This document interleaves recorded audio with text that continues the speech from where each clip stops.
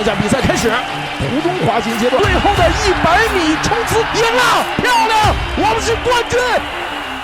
Le 8 août 2024, lors de la finale masculine du canoë-kayak Pipe à 500 mètres en eau calme des Jeux Olympiques de Paris au stade nautique de Vers-sur-Marne, l'athlète originaire de Huzhou, Ji Bowen, et son coéquipier Liu Han ont remporté la médaille d'or avec un temps de 1 minute 39 secondes 48. Un siècle après, la Chine et la France se retrouvent à nouveau réunies grâce aux Jeux Olympiques.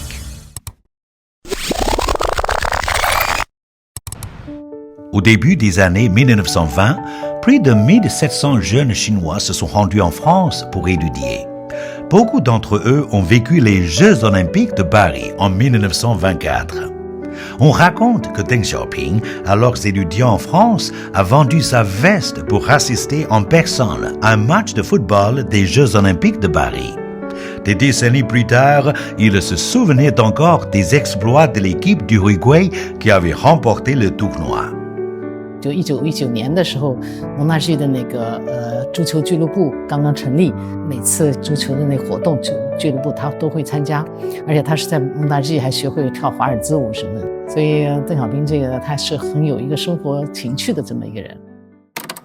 À cette époque, la Chine était en proie à des troubles internes et à des agressions extérieures. Son développement sportif était loin derrière celui du reste du monde. Cependant, le monde du sport n'a pas oublié la Chine. En 1924, pour la première fois, des Chinois ont été invités à s'inscrire aux Jeux Olympiques. Malheureusement, les 4 joueurs de tennis prévus n'ont jamais atteint Paris. Ce n'est qu'en 1932 que Liu Changchun est devenu le premier athlète chinois aux Jeux Olympiques.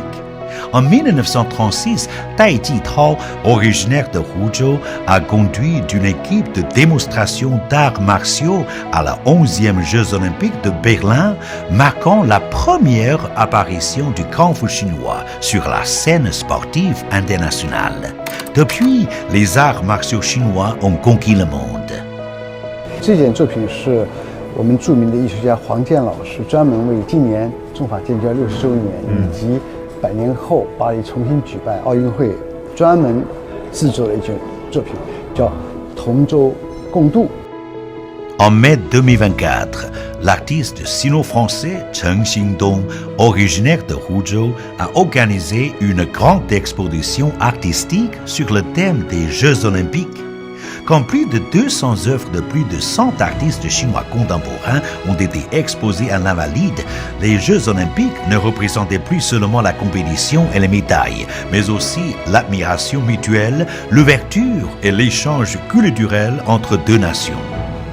在湖州可以看到美丽中国，也希望有更多的法国人民也好，有机会多去湖州看看，通过湖州更好的去发现当代中国发展过程当中的令人惊叹的成就。